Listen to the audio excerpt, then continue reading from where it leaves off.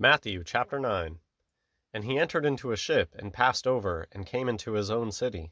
And behold, they brought to him a man sick of the palsy, lying on a bed. And Jesus, seeing their faith, said unto the sick of the palsy, Son, be of good cheer, thy sins be forgiven thee.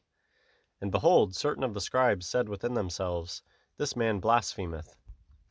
And Jesus, knowing their thoughts, said, Wherefore think ye evil in your hearts? For whether is easier to say, Thy sins be forgiven thee, or to say, Arise and walk? But that ye may know that the Son of Man hath power on earth to forgive sins. Then saith he to the sick of the palsy, Arise, take up thy bed, and go unto thine house. And he arose, and departed to his house. But when the multitude saw it, they marveled, and glorified God, which had given such power unto men. And as Jesus passed forth from thence, he saw a man, named Matthew, sitting at the receipt of custom, and he saith unto him, Follow me. And he arose and followed him. And it came to pass, as Jesus sat at meat in the house, behold, many publicans and sinners came and sat down with him and his disciples. And when the Pharisees saw it, they said unto his disciples, Why eateth your master with publicans and sinners? But when Jesus heard that, he said unto them, They that be whole need not a physician, but they that are sick. But go ye and learn what that meaneth, and I will have mercy, and not sacrifice. For I am not come to call the righteous, but sinners to repentance. Then came to him the disciples of John, saying, Why do we and the Pharisees fast oft, but thy disciples fast not? And Jesus said unto them, Can the children of the bridechamber mourn, as long as the bridegroom is with them? But the days will come when the bridegroom shall be taken from them, and then shall they fast. No man putteth a piece of new cloth unto an old garment, for that which is put in to fill it up taketh from the garment, and the rent is made worse. Neither do men put new wine into old bottles, else the bottles break, and the wine runneth out, and the bottles perish. But they put new wine into new bottles, and both are preserved. While he spake these things unto them, behold, there came a certain ruler, and worshipped him, saying, My daughter is even now dead, but come and lay thy hand upon her, and she shall live. And Jesus arose and followed him, and so did his disciples. And behold, a woman, which was diseased with an issue of blood 12 years, came behind him, and touched the hem of his garment. For she said within herself, If I may but touch his garment, I shall be whole. But Jesus turned him about, and when he saw her, he said, Daughter, be of good comfort, thy faith had made thee whole. And the woman was made whole from that hour. And when Jesus came into the ruler's house, and saw the minstrels and the people making a noise, he said unto them, Give place, for the maid is not dead, but sleepeth. And they laughed him to scorn. But when the people were put forth, he went in, and took her by the hand, and the maid arose. And the fame hereof went abroad into all that land. And when Jesus departed thence, 2 blind men followed him, crying and saying, Thou Son of David, have mercy on us. And when he was come into the house, the blind man came to him. And Jesus saith unto them, Believe ye that I am able to do this? They said unto him, Yea, Lord. Then touched he their eyes, saying, According to your faith be it unto you. And their eyes were opened, and Jesus straitly charged them, saying, See that no man know it. But they, when they were departed, spread abroad his fame in all that country. As they went out, behold, they brought to him a dumb man possessed with a devil. And when the devil was cast out, the dumb spake. And the multitudes marveled, saying, It was never so seen in Israel. But the Pharisees said, He casteth out devils through the prince of the devils. And Jesus went about all the cities and villages, teaching in their synagogues, and preaching the gospel of the kingdom, and healing every sickness and every disease among the people. But when he saw the multitudes, he was moved with compassion on them, because they fainted and were scattered abroad, as sheep having no shepherd. Then saith he unto his disciples, The harvest truly is plenteous, but the laborers are few. Pray ye therefore the Lord of the harvest, that he will send forth laborers into his harvest. Matthew chapter 9 is a continuation of Jesus preaching and healing. And I said it in the last video, just that before I became Christian, I didn't know that such a huge aspect of the Gospels was listing out the various times that Jesus healed people. And I know it's just a tiny fraction that Jesus was constantly healing people, and there wasn't remotely enough time to sit down and write out each individual story of all the people healed by Jesus. And so they could only really write down a fraction of it. And it makes sense to me. I mean, if people figured out, if people heard that the Messiah has come and they had family or friends or anybody who was sick, there were probably people that went on huge pilgrimages to go see Jesus and to be healed by him.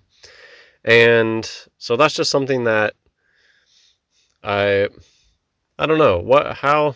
I guess you'll have to help me. How is Jesus portrayed in the media? It's almost one of those things where Jesus is so big and so his name is always being blasphemed, and it seems like so many people in the spotlight are just plastic, fake, phony Christians. I don't know why when I think of Jesus before I started to research on my own, I don't know why it wasn't just like a known thing. Oh, Jesus is the biggest healer, physical healer of all time. I guess it's also worth pointing out that I find it not surprising at all that any organized religious leader, as far as I know, is going to be supporting anything that the NWO does, and that includes pharmakia related things. And that just shows you that there's really, it's all controlled opposition. You're not going to find people in positions of power that are Christian that actually follow Jesus and are willing to stand up and fight against things like the NWO agenda, and standing up for things, saying that Jesus didn't need to use pharmakia to heal people. And you're gonna, these days, almost all people that are in charge of churches are going to be totally for the NWO agendas, including all the shots and stuff. I guess that's just an interesting aspect. I do think that end times, the mark of the beast, is going to be something involving things that they'll say is medical. And so I guess there is something to be said about that Jesus was a healer and a physical healer, and people made huge pilgrimages to visit Jesus just to be healed by him. And I believe that the mark of the beast is going to be revolving around, they're going to be claiming that it's going to heal people.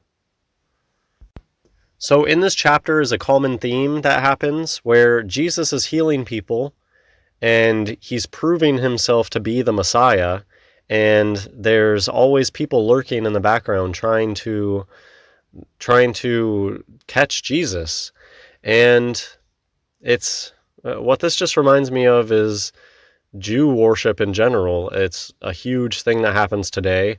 Almost any 501c3 church leader, pastor, anything, whatever, anybody involved with major churches today, most American, at least, that's just what I have experience with, most American Christians, they idolize Jewish people, even though Jewish people shouldn't exist today. If you're Jewish, that means that you're denying that Jesus is the Messiah. And that's the whole thing about what's going on. When Jesus is healing people, and when Jesus is healing in the temples and preaching in the temples, and people are lurking in the background trying to trip him up or get him to say something incorrect or shame him, they stopped at nothing. And Jesus even points out that with these types of people, it's a lose-lose situation. They're not going to let you win.